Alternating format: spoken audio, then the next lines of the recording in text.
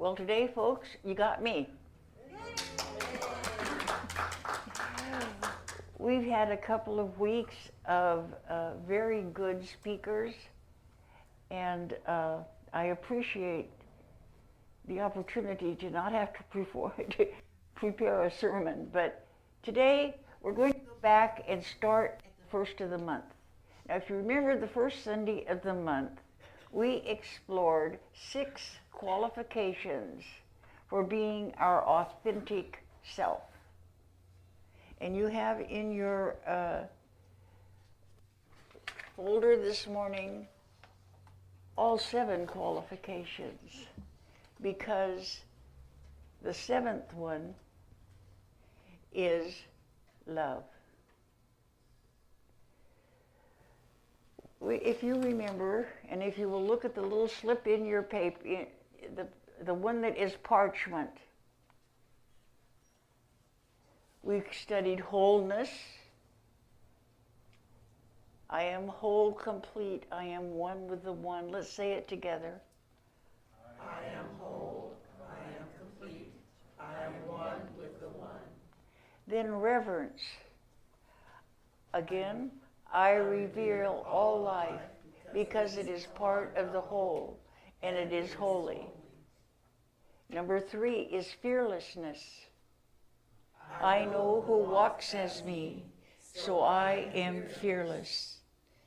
4th is integrity. My outer actions reflect my inner wholeness. The 5th is humility. In humility, I am open and receptive to life. Equanimity. And there's nothing there for you to say, but equanimity is you accept all things on an equal basis, not getting all shook up one way or another. And then the 7th one is love. I am the perfect delivery system for love. Aren't you all? You know, I didn't bring the book with me this morning, I forgot it. But recently, one of our congregants walked up to me and handed me a book by Jack Canfield. You know those, what does he do? Chicken Soup for the Soul? Mm-hmm. He says, you like stories, Celia. I think you'll like this. And I found that I really did enjoy that book very much. Matter of fact, there were times that I had tears streaming down my face. But the story I want to tell you today from that book is about a cat. It was a tomcat, and his name was, really, really inspired, Tom. One day, a lady was sitting in a veterinary's office, and a family came in. And the father was carrying something in a blood-soaked towel. And behind him came a small boy with a large yellow-striped cat draped over his shoulder. The boy was weeping uncontrollably, and the mother was doing her best to comfort him. The cat looked around the room, calm as could be. The lady couldn't resist. She had to ask, gee, what happened? I mean, here was this little boy just so upset. And immediately what had come to mind is that another animal, dog or cat, had been hit by an automobile and was in bad shape. But that wasn't the story at all. The lady asked, and here's what she was told. Now, Tom, the huge yellow cat, was a rescued cat that had been picked up by the young couple as their very first pet. Tom was now an old codger of about 12 years. He was a typical tomcat, aloof, self-centered, and very independent, but at the same time gentle. Just give him a pat now and then, food, water, and a sunny window to sit in. He was definitely not a lap cat. When their son was born a few years later, Tom grudgingly accepted him and put up with the pokes and proddings that you find a child doing with an animal. And then about a year ago, Grandma and Grandpa decided that the boy needed a dog. So they picked up a West Highlands White Terrier with a very unusual name, Scotty. These people are really careful with their names. The family was anxious about how Tom would accept this newcomer, this little tiny dog and this huge cat. But a strange thing happened when they set the little dog down in the room. Tom ran over and embraced it like it was a long-lost brother, licking it and very happy to see it. He absolutely adored that little dog. He allowed Scotty to chew his tail. He played with him like Scotty was his personal pet. When the boy was playing with Scotty and seemed to be getting a little rough, Tom would slip his yellow body in between them and give the boy a swat, like, enough is enough. The family told everybody and took videos and put them on Facebook. This was amazing how this elderly cat would happily accept this teeny tiny white dog. Now, they lived in a housing tract in the hills in West San Fernando Valley. And if you know anything about that area, it's hilly and sort of not much. But there were lots of predators out there. But there were critters like possums and raccoons and also coyotes.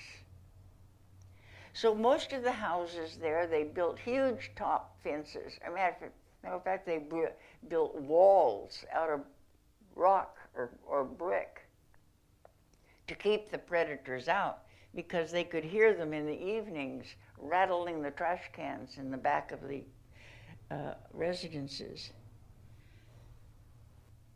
And because of these predators, Tom and Scotty were kept in at night because they weren't sure what was out there rattling around.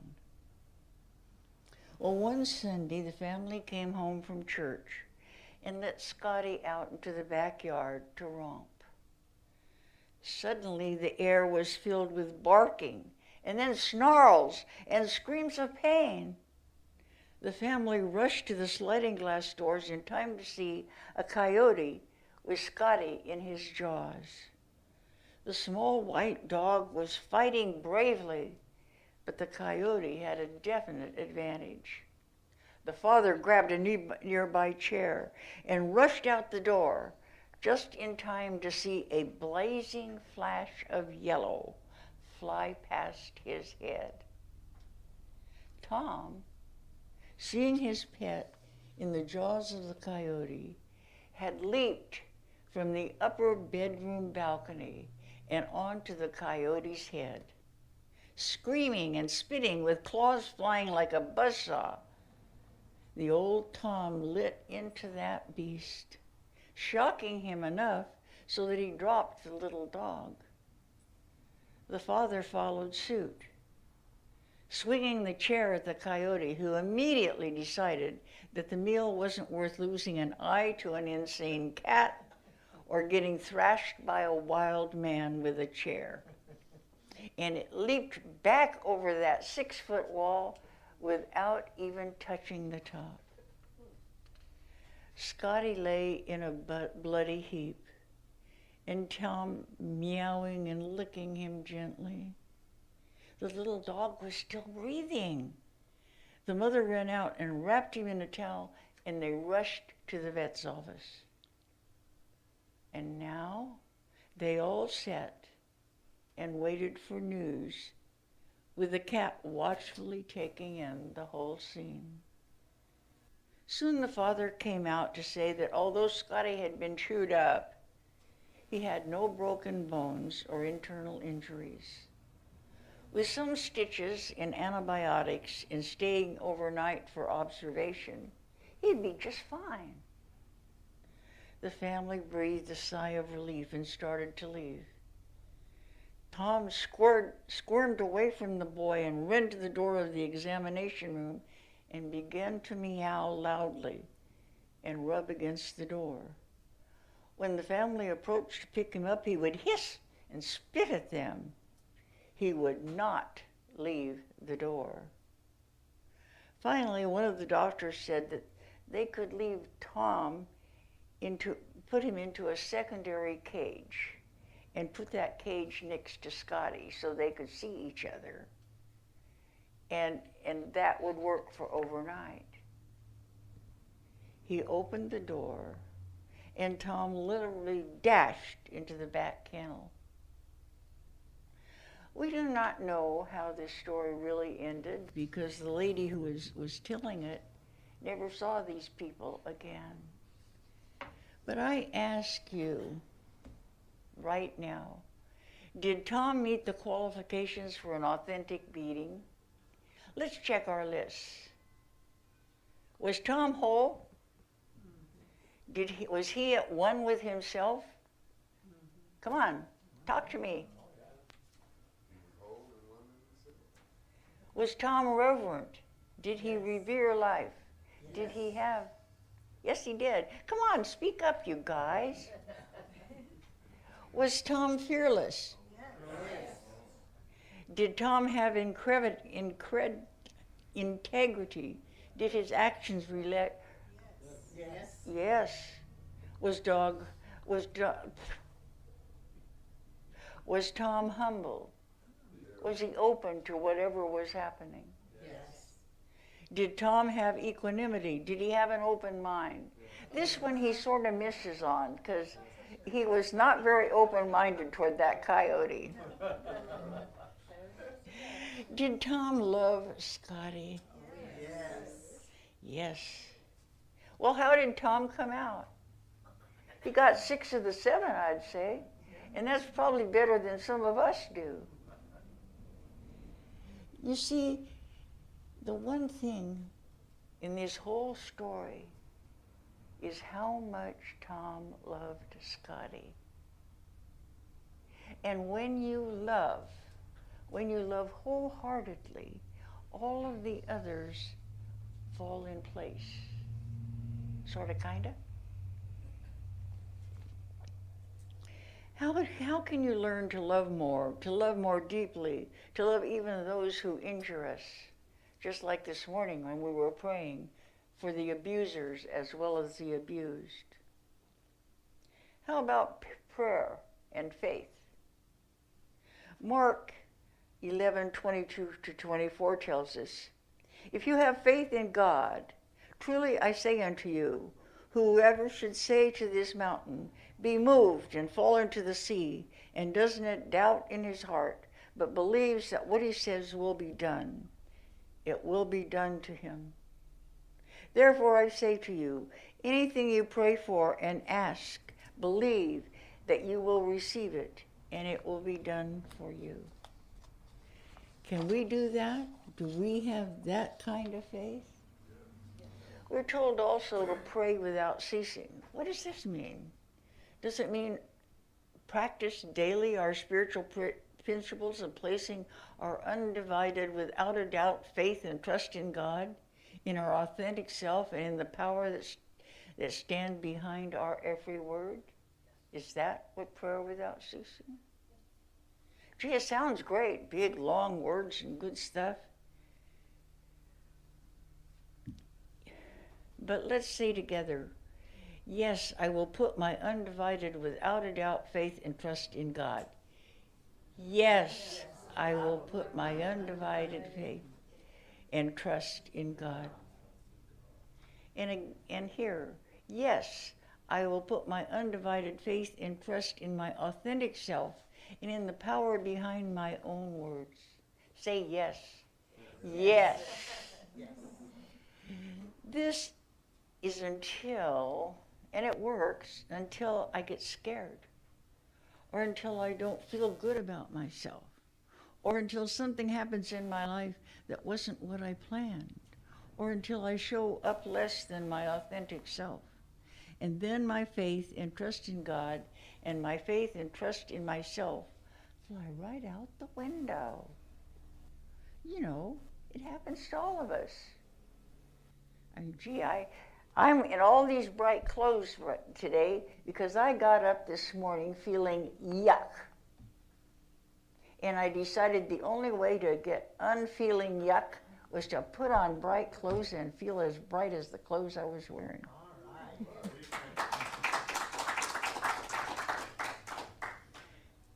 So let me pose 3 questions, the answers to which just may help us pray without ceasing. 1, they just might help us to put our undivided faith and trust in God each and every day. They just might help us to anchor more deeply in our authentic selves, and they just might move us to a greater recognition of the power of our word. These 3 questions are: who do you think you are? What are you thinking? What will you do next? Who do you think you are? A child of God? Are you a doorway to God? Is God part of you? On the second page that you received today in your this week, you'll find a series of statements. And I want you to start at the top of the page and respond with the phrase to each of these phrases that I say to you. I am not good enough. And your response is? How could I not?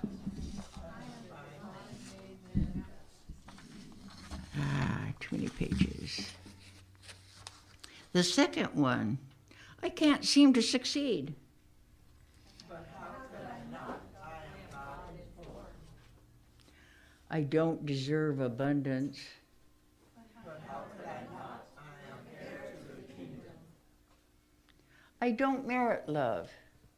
But how could I not? I am Spirit's expression.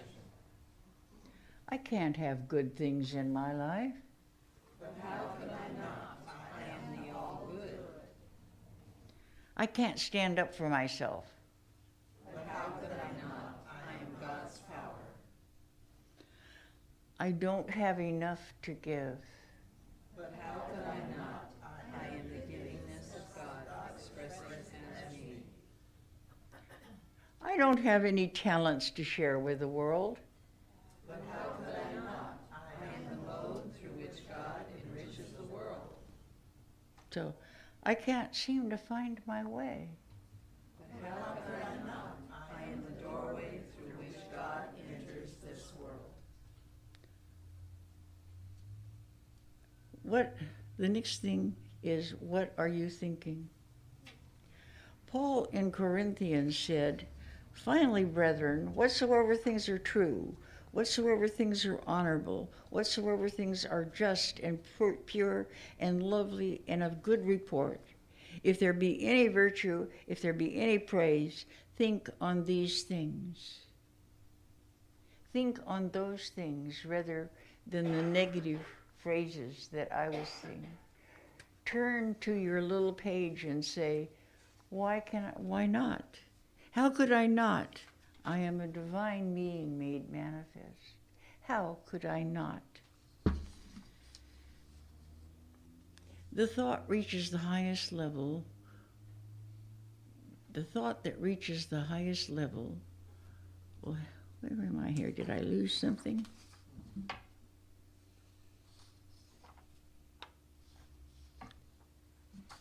Have you ever been caught in the middle of a bunch of papers and you couldn't figure out which one was which?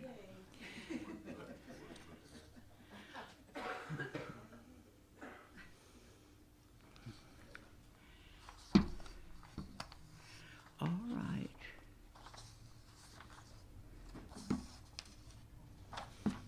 Well, okay. The thought that reaches the highest level will have the greatest power. Spiritual consciousness is power.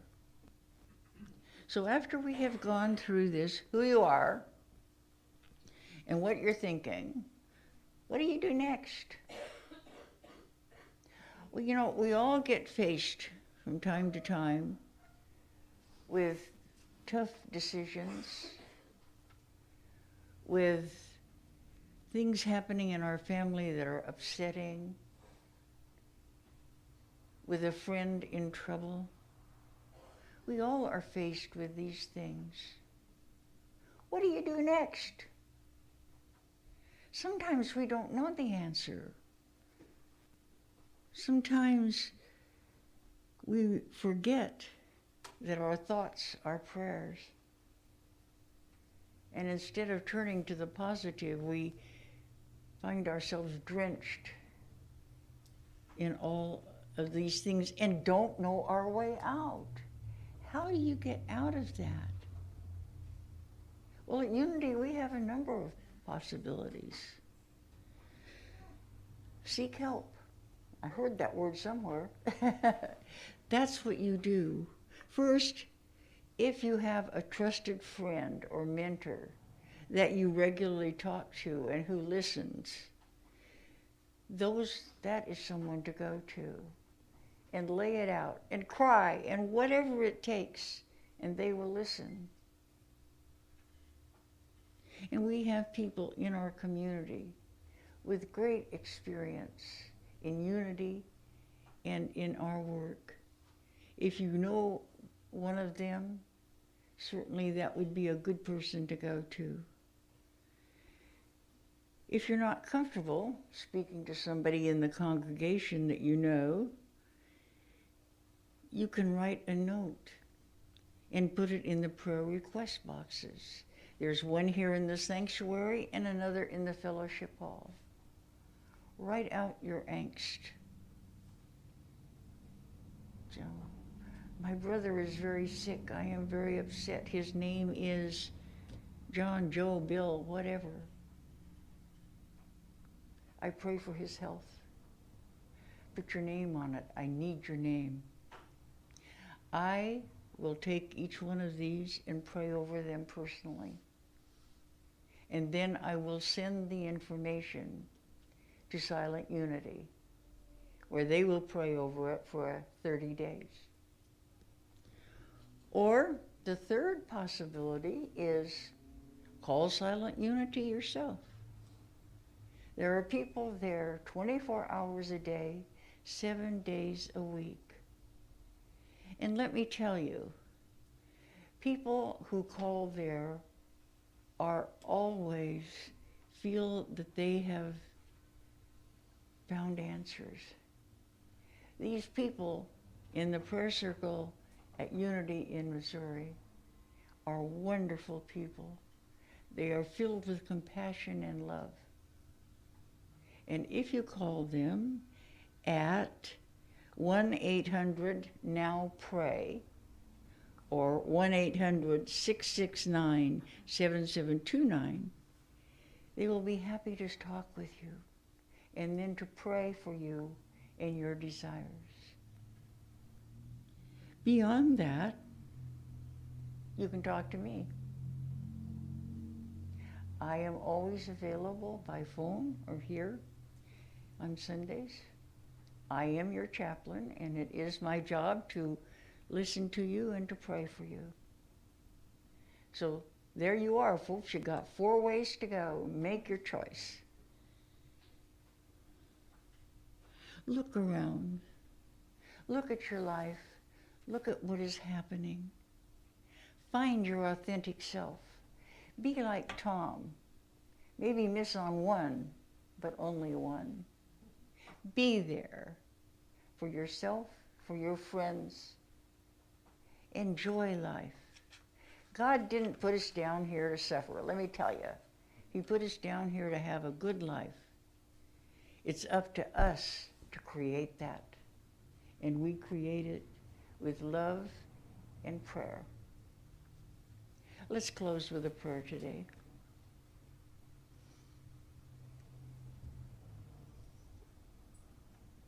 Divine One, We welcome your presence into our lives. We welcome all people who are part of our lives. We know that as we move ahead, that we are divinely guided. We are cared for. We are loved. We know that as we practice speaking only love, that all in our lives will come into divine perfect order, and that all is well, and the world is what God intended it to be, filled with love and laughter and joy and wonderful, wonderful people, His children. And so it is. Amen.